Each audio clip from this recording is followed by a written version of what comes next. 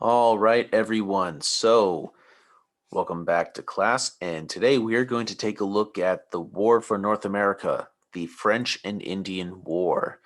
All right, this is a topic that I enjoy talking about a little bit. First, it's war. I do enjoy that talking about that. And also, it's pre-revolutionary fighting going on, and it's got a lot of heavy involvement of Native American tribes. Okay. So that's one of the big fascinating features of this section that we get to discuss today. All right. So to begin, here is the basics of what North America looked like in 1750, the time period just before this war broke out. And you see where the British settlements are on the coast. You see where the French influence is, because remember, they had a very small population of French people actually in North America. It was mostly their influence, the places that they did business with, all the native tribes that they interacted with. And of course, there's the Spanish in the south, where they have heavy influence and a large colonial population as well. All right, so French and Indian War, obviously the French are involved, but they are fighting against the English. So the French, they're mostly located in Canada and the Mississippi River Valley. So looking at that map, it is all this area here, because this right here is the Mississippi, and it's all these branches that come off of it. All right. Their big reason for being there is the fur trade. It's a big money maker for France, selling all these fur goods from North American animals and turning them into things like hats and coats and scarves, all that type of stuff over in Europe. Very big luxury item. All right. They have really good relationships with the Native Americans. It's an essential part of their business venture there. The population of people who are French in New France, in Canada, is roughly 55,000 people. That's a small population. Their biggest city, Quebec, at the time only had about 8,000 people. That is tiny. That's the size of like Farmville. That's it. And that's their big city. All right. Whereas the English, who are stuck on the coast between the Appalachian Mountains and the ocean, they are here for land, and they are looking to expand and just have a large population to take over more territory. They have a shaky relationship with natives at best. Okay. So, yeah, there's been a lot of conflict between those two groups over the course of their time of settlement. Now, the population is roughly 1.5 million, and they have three cities, Philadelphia, Boston, and New York, that are all over the size of 10,000 people. These are very big differences in the populations and the influence that is had by these two groups. Right. So there's always been bad blood between the French and the English, right? Got to think back to World History Part 1 for that. Talk about like the Hundred Years' War, where it's France versus England for control of France. There's a long history of bad blood. And in the previous 80 years before the French and Indian War, they fought three wars against each other already.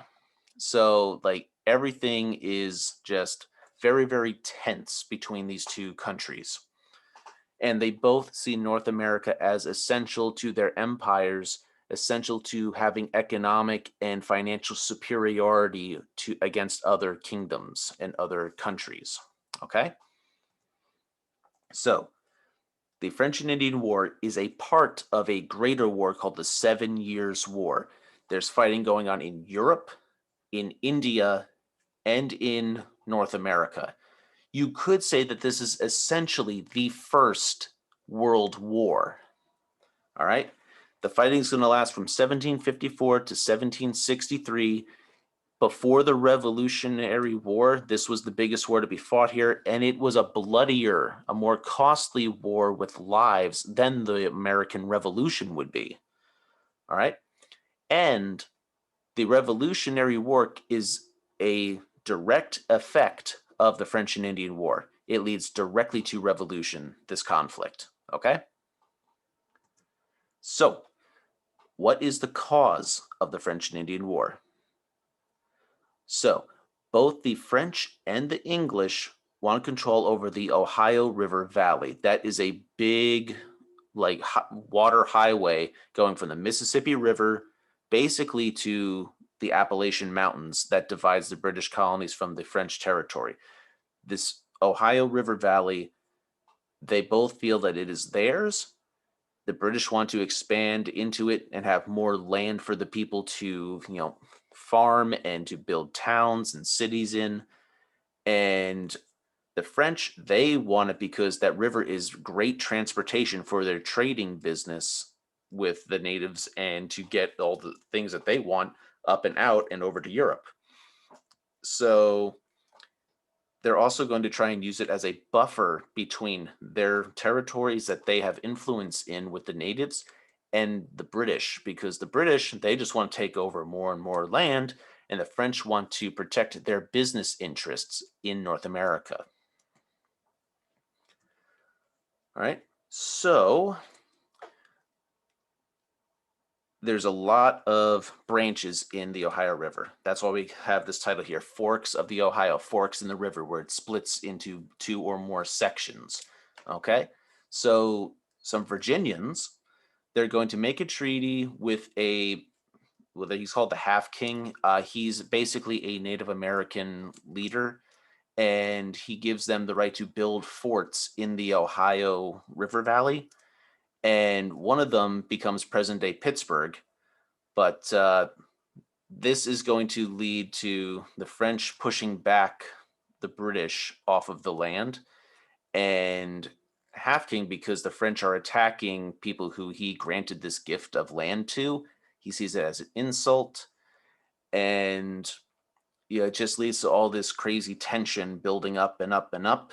And the French are going to build Fort Duquesne at the Forks, this location right here that's pictured basically.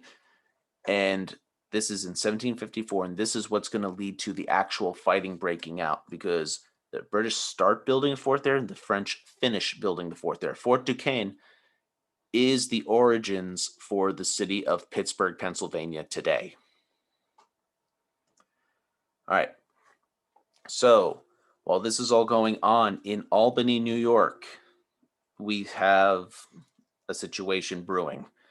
So the English knew that war was coming, and they want the colonies to form an alliance with the Iroquois nation. This is a large group of Native American tribes, and to unite under protection, like a mutual protection.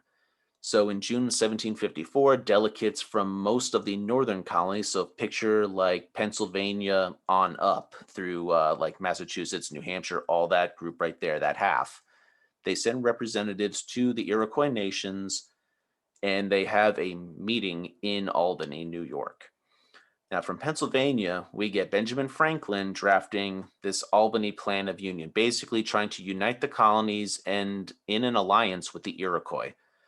And under this plan, each colonial legislature is basically going to elect delegates to a continental assembly that's going to be presided over by the royal governor.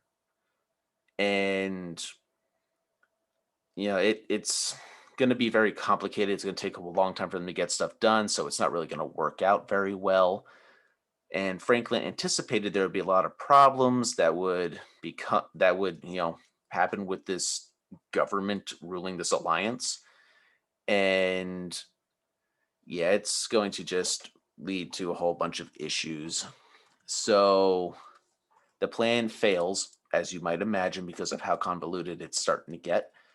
And there is no alliance with the Iroquois. That's a big problem for them.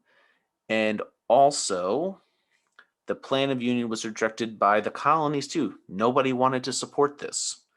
So, that's going to lead to some issues for the British early on when the fighting does break out.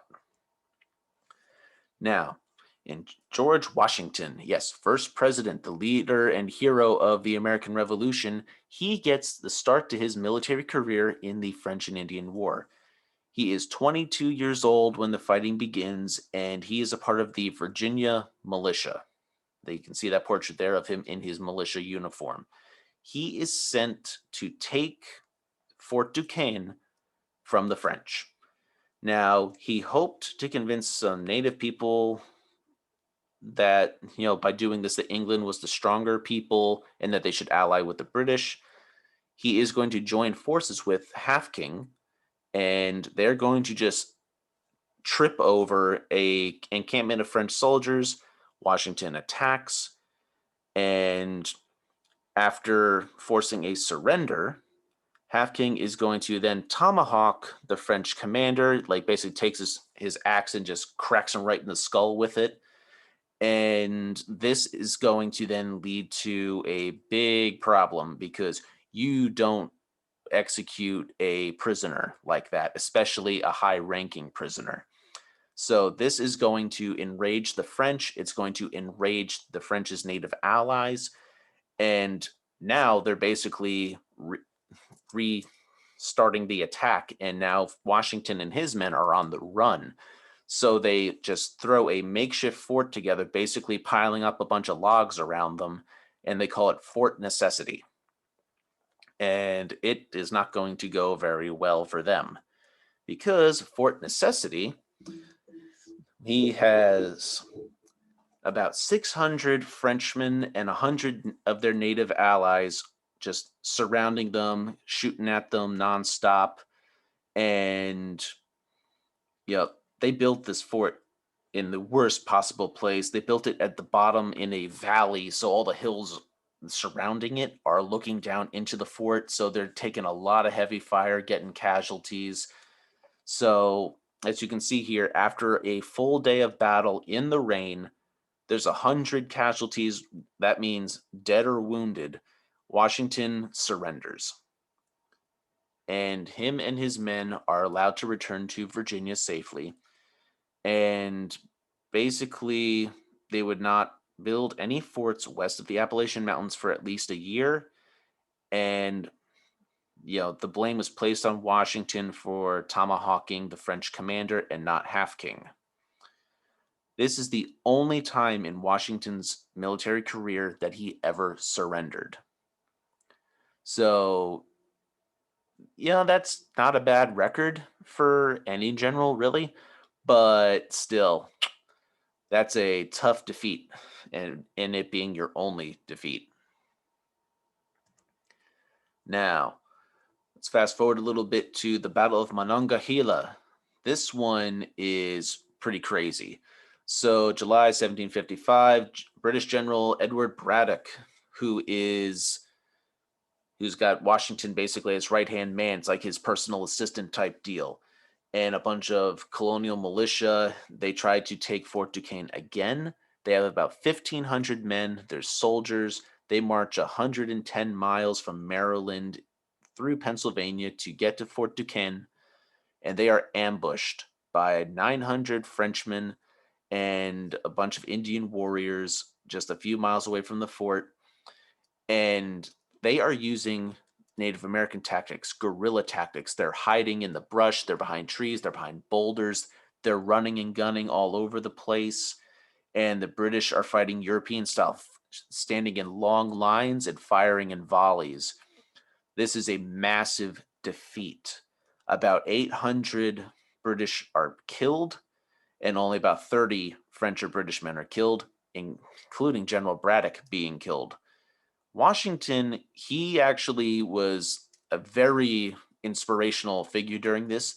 Two different horses, as he's riding up and down the battle lines, trying to encourage the men to keep fighting, get shot out from under him. Like he ends up, his bullet, if I can talk right, his jacket that's like billowing in the wind behind him as he's riding, and he gets bullets getting shot all through his coat. And he himself did not actually get injured. So that's pretty cool. That's some points for him in just the awesomeness that he is. And yeah, there's going to be a lot of craziness going on there. So about 2 years after fighting actually began with, the Fort Necessity incident and all that, 1756, war is officially declared between Britain and France. So one of the first major battles, two big battles happen, and the war's not even official yet. That's pretty crazy. So here is just an idea of like one artist's rendering of what General Braddock's getting killed was looking like. So you see, you got the French and the natives all lined up behind trees, behind rocks. They're all over the place, and the British are standing here in the open at the bottom of a hill. And here's Braddock, who has been shot off of his horse. This is probably Washington riding past, trying to encourage the troops to keep fighting. All right, little side note. There was one British victory early on in the fighting. 1755, when some troops went to Nova Scotia, that is an island off the east coast of Canada. As you see on that map, it's the big island that's highlighted red. All right, they're going to take over the island, and they basically are going to banish the French people who live there from their homes. And this is the first modern deportation of an entire group of people, and they're going to make their way down the East Coast, and they are eventually going to get to Louisiana, and these people become known as the Cajuns. And Cajun comes from the word Acadian because Acadia was one of the names for the island of Nova Scotia, and like the regions in that area was Acadia. So Acadia, Cajun, that's how we get that. So Cajun seasoning on your food comes from inspiration of Canada with the French. All right. Now, the first handful of years of this war, the French are dominating the battlefield. They take these forts, like they take Fort Oswego, Fort William Henry, Fort Ticonderoga. These are big victories for the French.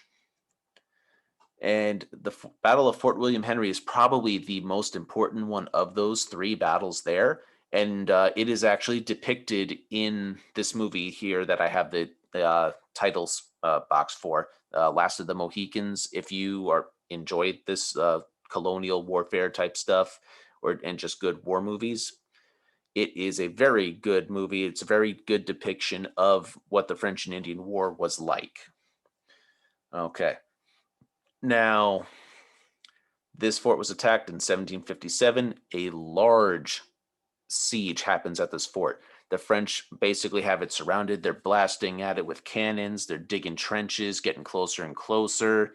They've got troops marching all over the place, shooting at the fort.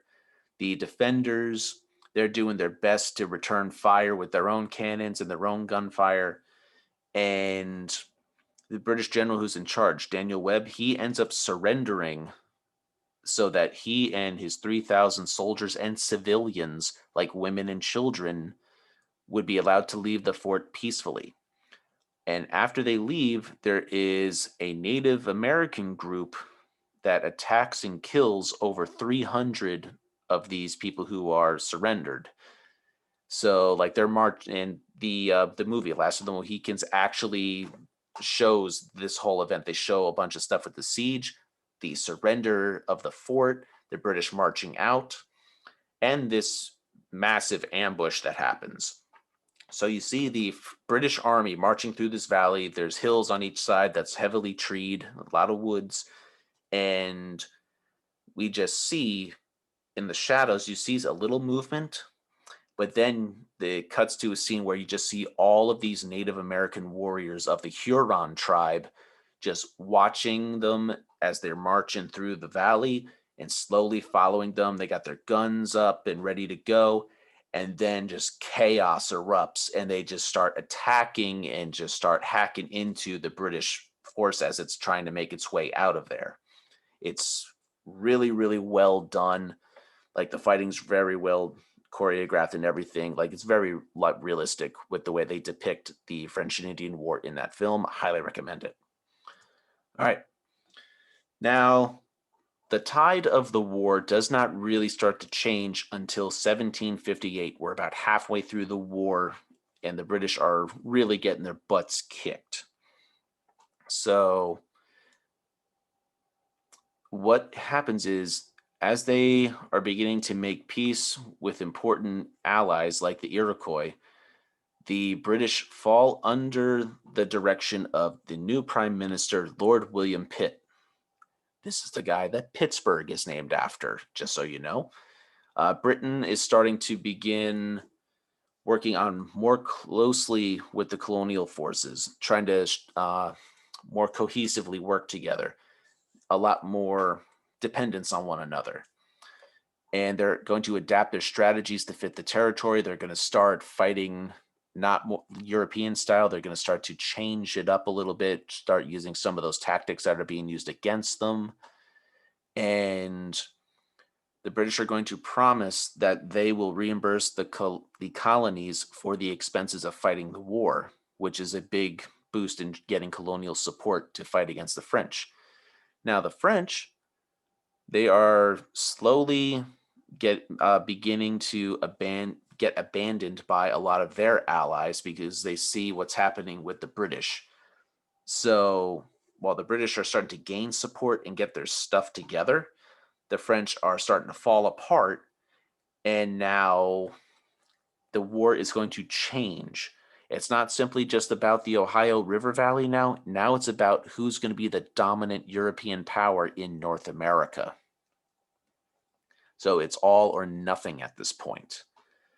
So basically, like you can read this one on your own, but basically it's going to end up with a huge, huge victory for the British here on the St. Lawrence River when they take this fort using about 14,000 men, and they just completely obliterate the French at this battle, and they take this very important fort.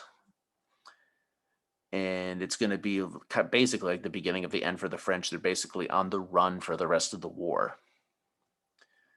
All right. Now, Montreal, another major British victory. Montreal is a big city in Canada today. It was an important trading center during colonial times for the French. So there's a 3-day siege. There's about a little over 2,000 French soldiers. They're going to surrender to a much, much larger British force of almost, we're looking at like 17,000 men, almost 1,000 Iroquois. So yeah, this is really the end. There's really not a whole lot more fighting. The French try to hold on for the remainder, but it just doesn't work. So 3 years later, we get the official end of the war with the Treaty of Paris. And the British gain control over the area west of the British colonies. So basically, from the Appalachian Mountains all the way to the Mississippi River is now in British hands. The French, they agreed to give up their colonies in North America, including all of their Canadian territory. So that all goes to the British. And Spain, they may not have taken part in fighting, but they were helping provide like supplies to the French in North America.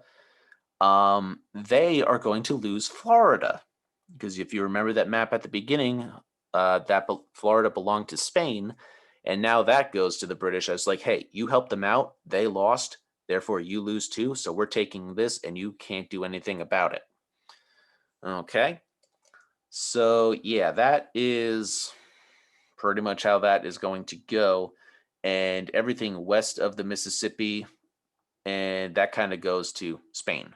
So they kind of get a good deal out of the French losing. Lose Florida, but gained everything west of the Mississippi. So this is what the map now looks like. There really is no French influence except for just a little bit up here where they're allowed to do some fishing in North America, and that is it.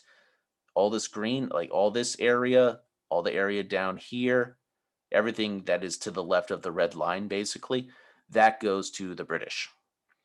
Spain gets all this area west of the Mississippi. This is all unclaimed, the yellow.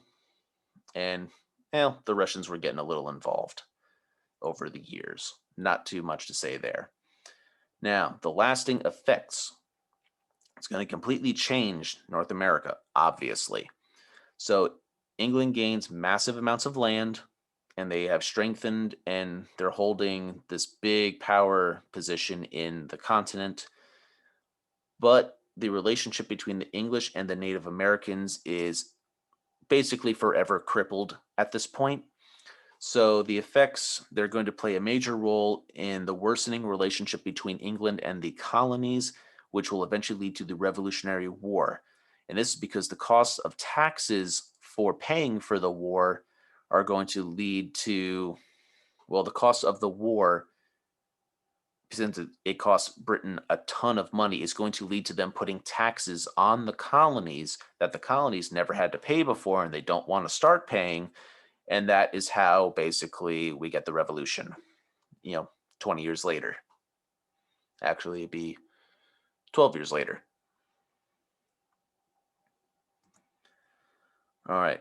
So in the aftermath, the Treaty of Paris, and we get Britain replacing France as the major European power in the Ohio country, or the Ohio River Valley, as well as just North America. And unlike the French, the British wanted to build settlements on the land and bringing a lot of colonists into the area, and this would help increase the tensions and problems with the Native Americans in the area. And that is how we get Pontiac's Rebellion. So I don't really have to go over this with you guys, but I'm going to anyway, just because I find it interesting and it helps give a more complete picture of like American, well, early British expansion westward in North America. So Chief Pontiac of the Ottawa tribe, he is going to unite a lot of very important tribes like the Huron, the Miami, the Delaware, and the Shawnee against the British. So he is then going to attack and like Fort Detroit, so like Detroit, Michigan, he's going to attack there. He's going to destroy or capture 9 forts in the Great Lakes area, including Fort Detroit. So like all these ones here on the map that are in flames, he's going to basically destroy all those and he's going to conquer this big area of land here. And he's basically sets up like a Native American confederation, like their own country.